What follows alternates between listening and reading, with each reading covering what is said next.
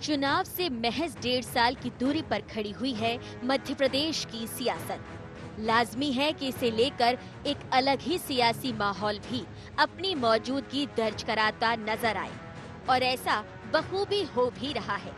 फिर बात चाहे विपक्ष के हमलों की करें या सरकार की कवायदों की, और सरकार की एक ऐसी ही खास कवायद के तौर पर नजर आने वाली है आदिवासी अधिकार यात्रा। जी हाँ, अब इसे सरकार की जनहितैषी नीति का नाम दें या फिर उसकी राजनीतिक रणनीति, लेकिन अब प्रदेश के आदिवासी वर्ग को रिझाने के लिए खुद मुख्यमंत्री शिवराज सिंह चौहान उनके बीच पहुंचेंगे। कल तक अपने हाथों में नर्मदा मैया का झंडा उठाकर जिस मुख्यमंत्री ने सूबे की करीब 1 सैकड़ा विधानसभा क्षेत्रों का दौरा किया था, अब आदिवासी कल्याण के नाम पर वह 47 विधानसभा सीटों में पहुंचेंगे और आदिवासी के साथ करते नजर आएंगे खुद का सियासी कल्याण। आइए अब आपको बताते हैं कि क्या है सरकार की इस कवायद का मसौदा। आदिवासी कल्याण के उद्देश्य से आदिवासी अधिकार यात्रा निकालेगी शिवराज सरकार। इस यात्रा के तहत खुद सीएम प्रदेश की 47 आदिवासी बाहुल्य विधानसभा सीटों का दौरा करेंगे। सीएम उन क्षेत्रों में भी जाएंगे जहां आदिवासी वोटर निर्णायक भूमिका निभाते हैं। संगठन नेताओं से चर्चा के बाद सरकार ने इस यात्रा का एक्शन प्लान तैयार किया है। इसके तहत सीएम आदिवासियों से रूबरू होकर उनकी समस्याओं को जानेंगे। इस विषय में अधिकारियों को संबंधित क्षेत्रों की जानकारी जुटाने के निर्देश दिए जा चुके हैं। करीब 1 महीने तक चलने वाली ये यात्रा जुलाई में शुरू हो सकती है। बात चाहे सिस्टम के सुधार की करें या फिर सियासी स्तर पर फायदे की कोशिश की, कमोवेश दोनों ही मोर्चों पर कुछ कम खास नहीं रहने वाली सरकार की ये कोशिश। लेकिन अब जानिए सरकार की इस कोशिश को कैसे देखती है भाजपा और इस पर क्या कहती है कांग्रेस। देखिए, ये हम लोगों का बड़ा इसको कहेंगे कि भाग्य अच्छा है इस मामले में कि मध्य प्रदेश में आदिवासी बंधु जो हैं अच्छी संख्या में निवास करते हैं और हम लोग उनकी सेवा कर पाते हैं। अब जो आदिवासी बंधु हैं उनके बीच में क्योंकि योजनाएं अच्छी तरीके से पहुंच रही हैं, नहीं पहुंच रही हैं, ये मुख्य विषय होता है। और जब पंडित दीनदयाल उपाध्याय जी के विचारों पे हम लोग काम करते हैं तो उसमें अंतिम व्यक्ति तक लाभ पहुंचाने की बात करते हैं, उनकी सेवा करने की बात करते हैं, तो उसमें आदिवासी बंधु जो होते हैं हमारे बड़े मुख्य भूमिका में होते हैं।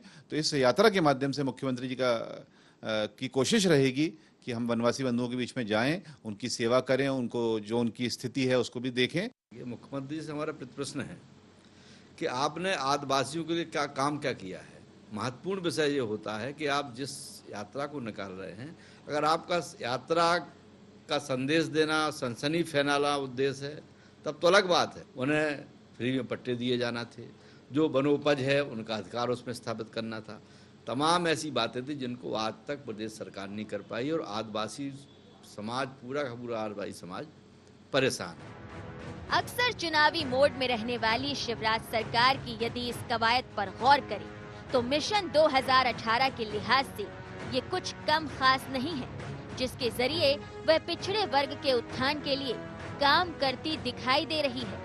साथ ही एक बड़े वर्ग के बीच खुद की सियासी पैठ बनाती भी बखूबी नजर आ रही है। ऐसे में अब सवाल ये कि भाजपा सरकार की इस कवायद की काट खोजने के लिए सूबे का विपक्षी दल कांग्रेस क्या कदम उठाता है। IND 24 के लिए भोपाल से ब्यूरो रिपोर्ट।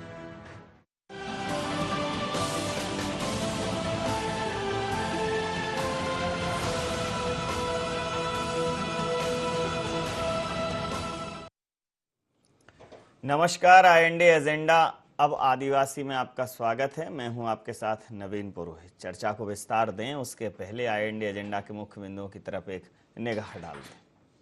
क्या सरकार की आदिवासी अधिकार यात्रा राजनीति से प्रेरित है?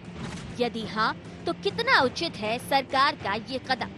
क्या इस कवायद के जरिए आदिवासी वर्ग को रिझा सकेगी सरकार? क्या सरकार की कवायद की काट खोज सकेगी कांग्रेस? चर्चा में आप सबका स्वागत है। मध्य प्रदेश के मुख्यमंत्री लगातार जनता से संपर्क स्थापित करने के लिए नित नए नए आयाम स्थापित करते रहते हैं।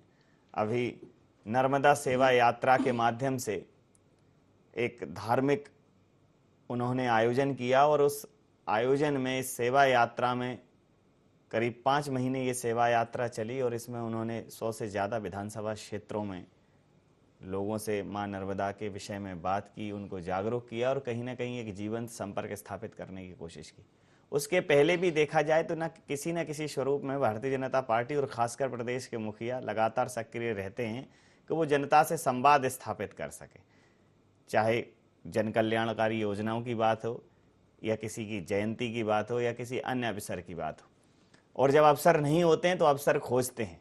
तो अब वो आदिवासी बाहुल्य क्षेत्रों में दौरा करेंगे, आदिवासी बंधुओं की कल्याणकारी योजनाओं की समीक्षा करेंगे, उनके कल्याण के विषयों को जोर शोर से उठाएंगे और उनका कल्याण करने के लिए, उनको व्यवस्थित करने के लिए, उनका उत्थान करने के लिए कार्यक्रम चलाएंगे। तो कांग्रेस इस विषय में कहती है कि ये उनकी गंभीर जो है कार्यवाही नहीं है, ये उनकी गंभीर सोच नहीं है और महज सिर्फ वो यात्रा करना चाहते हैं, दिखावा करना चाहते हैं, ये कांग्रेस का कहना है। इसी मुद्दे पर करेंगे चर्चा। हमारे साथ चर्चा में शामिल हैं विकास बोंद्रिया जी, भारतीय जनता पार्टी के नेता हैं, दुर्गेश शर्मा जी, प्रवक्ता मध्य प्रदेश कांग्रेस के, रमेश शर्मा वरिष्ठ पत्रकार हमारे साथ हैं। आप समस्त महानुभावों का बहुत बहुत स्वागत है। विकास जी, आपसे ही बात कर लेता हूं। अभी नर्मदा सेवा यात्रा के समापन को महज कुछ ही दिन हुए हैं और सीएम महोदय ने एक नई योजना प्रस्तावित कर दी, एक नई यात्रा प्रस्तावित कर दी कि अब आदिवासी वर्ग के कल्याण और उत्थान के लिए जो है वो एक आदिवासी अधिकार यात्रा निकालेगी भारतीय जनता पार्टी और आदिवासियों के उत्थान से जुड़े विषयों पर गंभीरतापूर्वक विचार किया जाएगा। तो लगातार सक्रिय हैं, ये कांग्रेस कह रही है सिर्फ चुनावी स्टंट है। देखिए नवीन जी, जनता चाहती कैसी सरकार है? जनता तो ऐसी सरकार की अपेक्षा करती है जो लगातार जनता के काम करते रहे, हर वर्ग, हर समाज, हर व्यवसाय से रिलेटेड लोगों के लिए काम करती रहे। वो शिवराज जी की सरकार कर रही है। अब इसमें कांग्रेस को क्यों स्टंट क्यों लगना चाहिए? अगर स्टंट कांग्रेस को लगता है तो इसी स्टंट के लिए तो जनता सरकार चुनती है।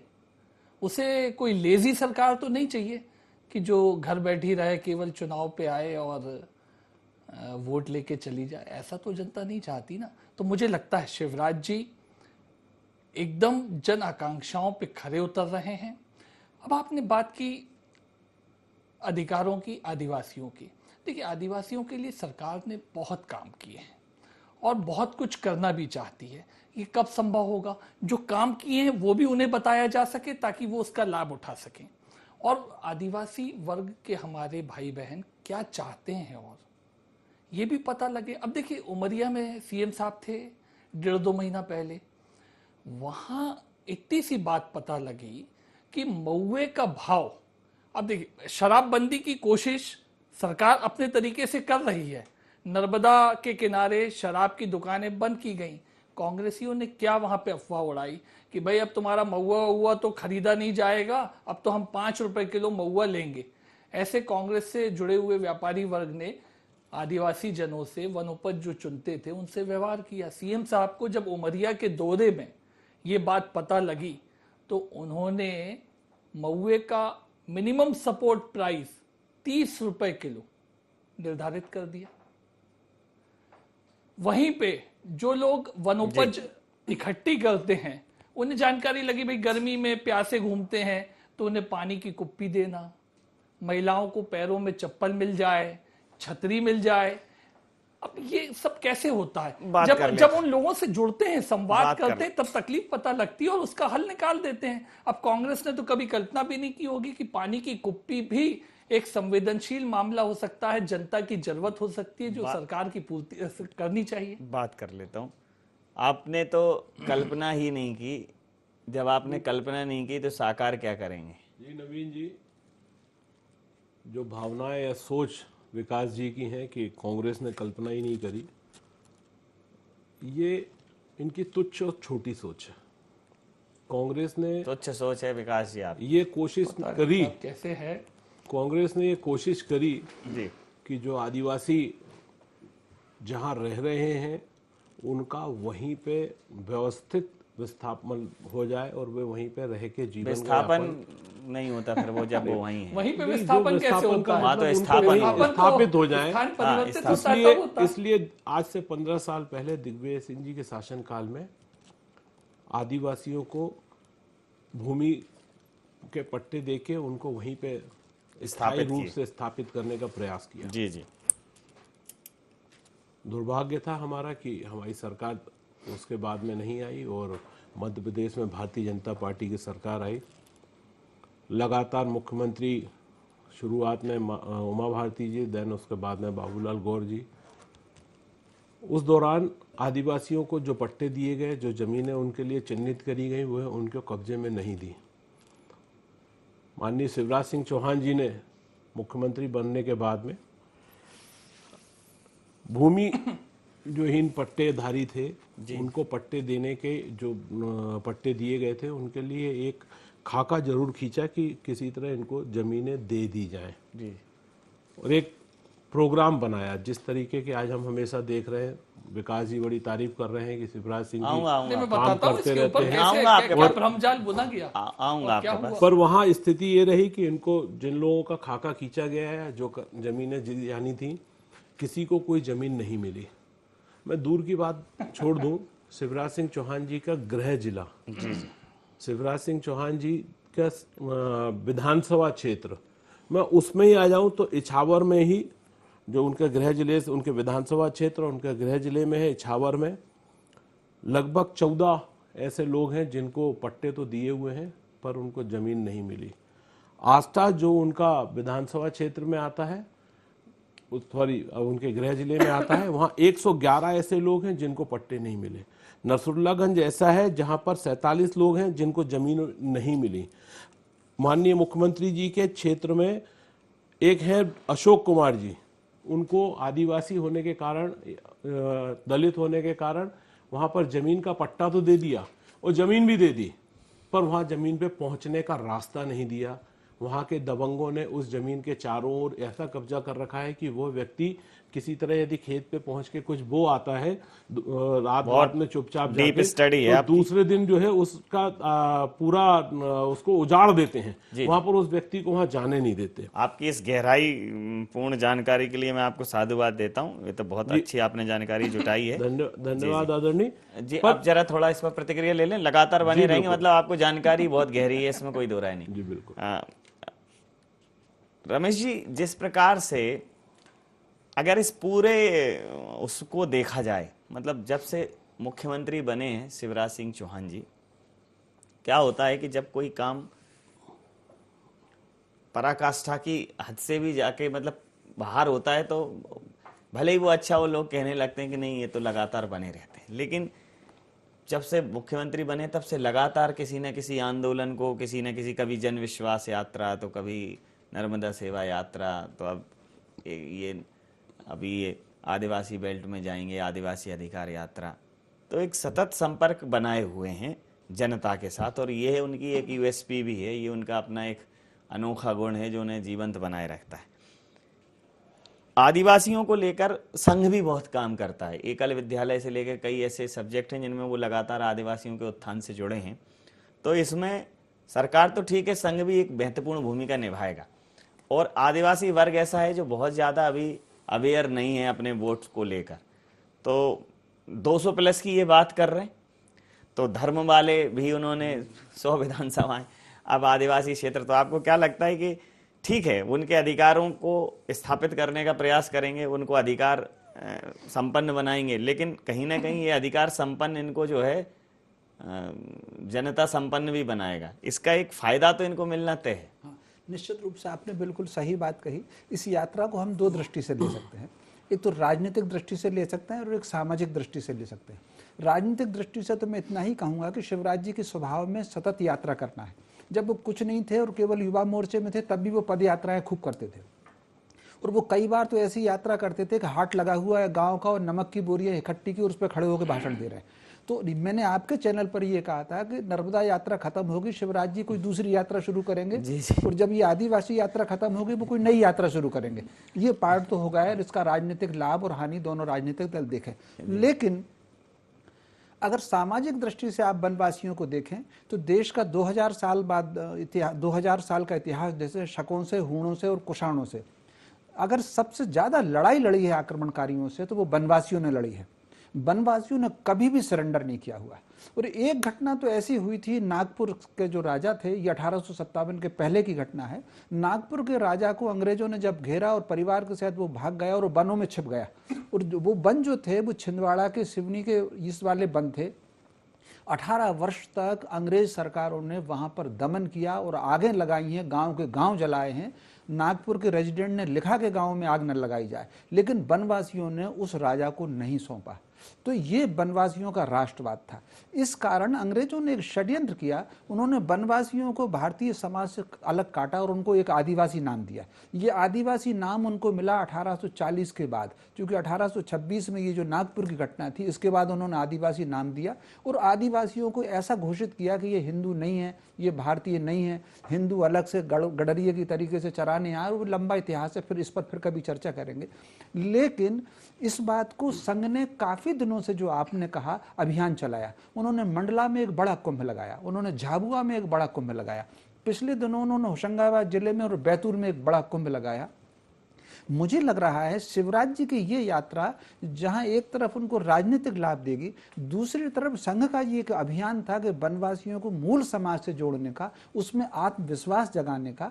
क्योंकि संघ के कार्यकर्ता जहां जहां गए हैं वहां उन्होंने स्थानीय समस्याओं का आकलन भी किया है। तो मैं समझता हूं वो जो समस्याओं का आकलन किया है, ये मेरा अनुमान है, वो उन्होंने सरकार को दिया होगा और सरकार को जो दिया होगा, एक ठोस प्रस्तावना के आधार पर निश्चित यात्रा रूप से। बन रही है। तो उस प्रस्तावना से यात्रा बनी और शिवराज जी इस यात्रा में उन समस्याओं के निराकरण की घोषणा भी करेंगे। इसमें मुझे लग रहा है हम मध्य प्रदेश में वनवासियों के 3 बेल्ट मान लें। एक गोंड वनवासियों का, आदिवासियों का क्षेत्र महाकौशल क्षेत्र, एक भील वनवासी आदिवासियों का क्षेत्र झाबुआ और रतलाम धारवाला ये बेल्ट, और एक तीसरा मिश्रित वनवासियों का जो क्षेत्र है, जिसको हम बैतूल को, होशंगाबाद को, ये जो बेल्ट आपका आता है, ये बेल्ट, ये दोनों का संधि का बेल्ट है। और फिर जो कहीं कहीं है वो श्योपुर और इधर हाँ, भी, वो पूरे सब फैले हुए हैं। तो मुझे लग रहा है कि कहीं ना कहीं कुछ इन तीनों क्षेत्रों के लिए वो बड़ी घोषणाएं कर सकते हैं। बिल्कुल आपने ठीक कहा कि अगर ये सामाजिक एकीकरण और समरसता और उत्थान की बात जब चारों तरफ चल रही है और अगर हम अधिकारों की बात करते हैं, तो निश्चित रूप से जब आप कोई भी विषय उठाते हैं, जैसे नर्मदा सेवा यात्रा में, मैं समझता हूं कि नर्मदा जी को लेकर जितने प्रश्न चिन्ह सरकार पर लगे हैं, तो कोई भी चीज का अगर आप एक पॉजिटिव सब्जेक्ट उठाते हो तो उसका जो स्याह पक्ष है वो खुद ही सामने आता है, तो एक जवाबदेही तो बढ़ती है। अब जब नर्मदा जी को लेकर सरकार की जवाबदेही बहुत बढ़ेगी, तो विषय उठाना, उसका लाभ लेना एक अलग पक्ष है, लेकिन उसकी हानि और उसकी गंभीरता भी, जवाबदेही भी अपने आप तय हो जाती है। तो जो भी आगे आएगा उसको थोड़ा जवाबदेही तो लेनी पड़ेगी। तो ये सरकार के लिए एक बड़ा विषय भी है। ये यात्रा अंग्रेजों का जो षड्यंत्र था, उस षड्यंत्र को खत्म करेगी। निश्चित रूप से ये तो बहुत ही उम्दा जानकारी मिली है कि अब ये एक नया प्रदेश के लोगों को सुनने समझने को मिला होगा। विकास जी, आप कुछ कह रहे थे जब दुर्गेश जी कह रहे थे। मैं दुर्गेश जी की बात पे, दुर्गेश जी बहुत गंभीर चिंतन मनन करके कैसे वनवासियों को जमीन दी, मुझे तो समझ में नहीं आया। चरवाई की जमीन देने का प्रयास किया था कांग्रेस सरकार ने, वो होना नहीं था सफल और हुआ भी नहीं सफल। चरवाई की जमीनें और कम हो गई, वो एक अलग विषय हो गया। भाई साहब ने जो बात की, सामाजिक समरसता इस यात्रा के माध्यम से आएगी। देखिए, नर्मदा यात्रा में भी मंडला में विशेष आरती, जनजातियों को लेकर आयोजन करना, ये सब ऐसे प्रयास रहे। यहाँ तक कि उज्जैन में कुंभ में भी इस ढंग के आयोजन भारतीय जनता पार्टी ने भी किए। जमीनों के मामले में देखिए, कांग्रेस का जो फलसफा अभी दुर्गेश जी ने बताया, मुझे लगता है भ्रमित करने वाला था। उन्होंने एक बताया कि हमने एक बॉल डाली थी लेकिन हो नहीं पाई सफल। भारतीय जनता पार्टी का बड़ा स्पष्ट सा मतलब, वन अधिकार एक बहुत बड़ी बात है जो भारतीय जनता पार्टी की शिवराज सरकार देने में सफल हुई है। 3 लाख लोगों को खेती के और रहने के पट्टे वन क्षेत्रों में, जिसे कानून में परिवर्तित करके देना पड़ा, वो भी सरकार ने करने में कामयाबी प्राप्त की है। नवीन जी, देखिए, करने की मंशा हो तो बहुत कुछ किया जा सकता है। अब जब वन की जमीन उन्हें खेती के लिए दी गई, तो इस तरह से हमने उन्हें आर्थिक और सामाजिक रूप से समकक्ष बनाया, अधिकार प्रदान किया। सांस्कृतिक अधिकारों की हम बात कर रहे हैं, जैसा अभी रमेश जी भाई साहब भी बोल रहे थे।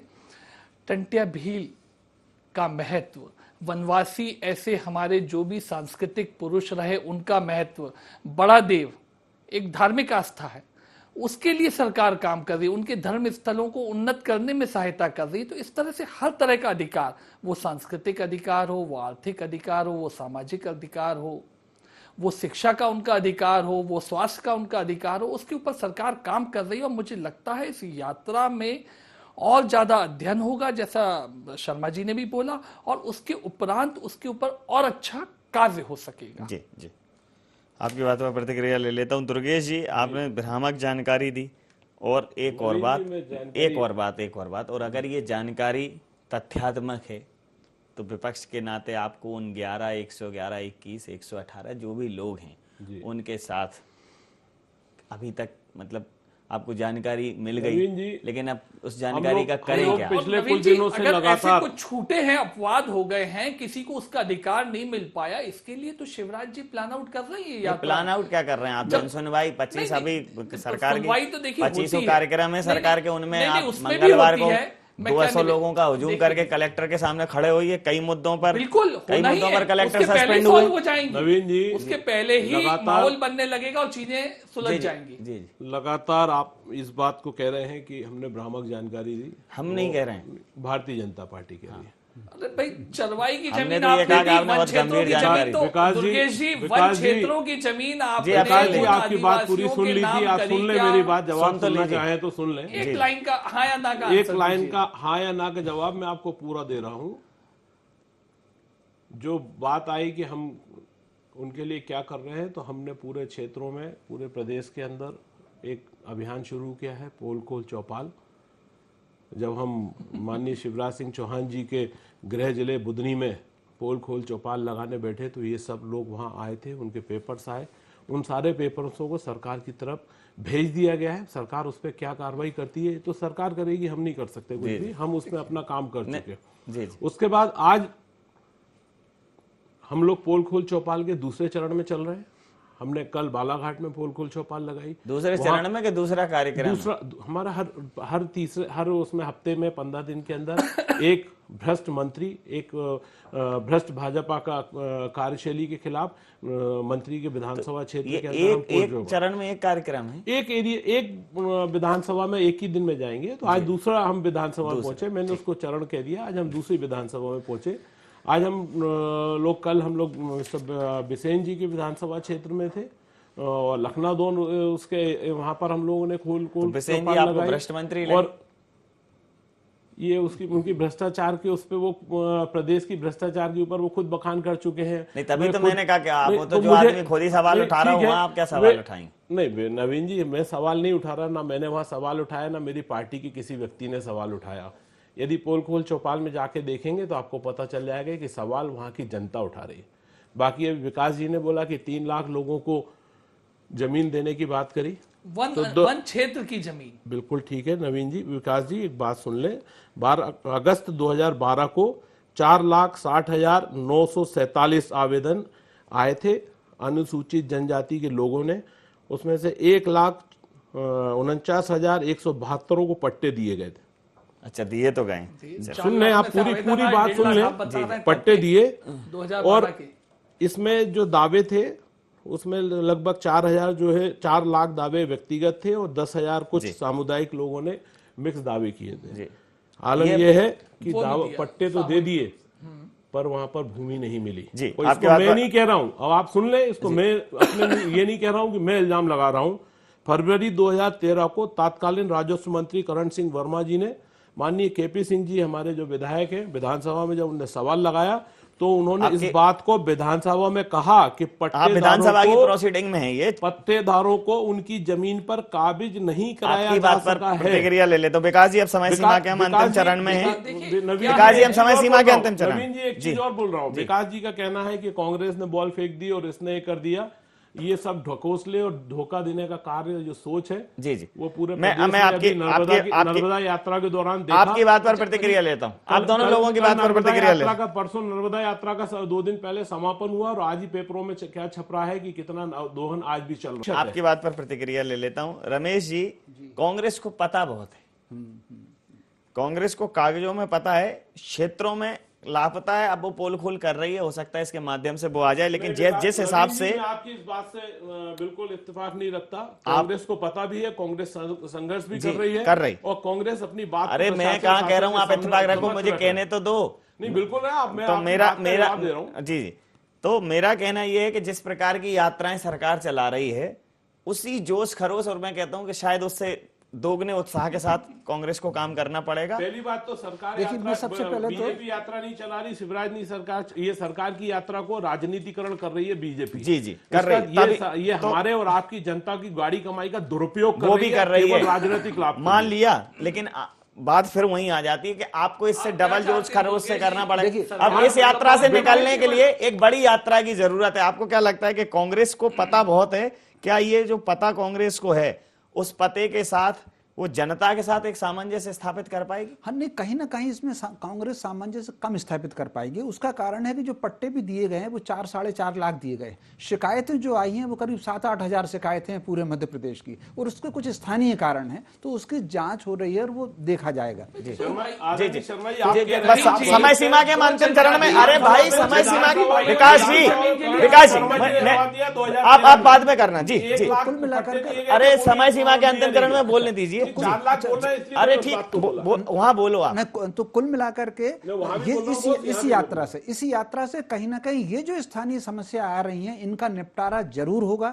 इन समस्याओं का जो कब्जे की समस्या है या और जो उनकी वनोपज की समस्या है, उसका निपटारा जरूर होगा। मैं समझता हूं इस यात्रा की शुरुआत बहुत पहले हो जाना चाहिए थी, लेकिन बहुत अच्छी यात्रा है, इससे राजनीतिक लाभ भी मिलेगा और सामाजिक लाभ भी मिलेगा। समय सीमा के चलते निश्चित रूप से मैं ये चर्चा समाप्त करूंगा। आप समस्त महानुभावों का बहुत बहुत धन्यवाद, बहुत बहुत आभार।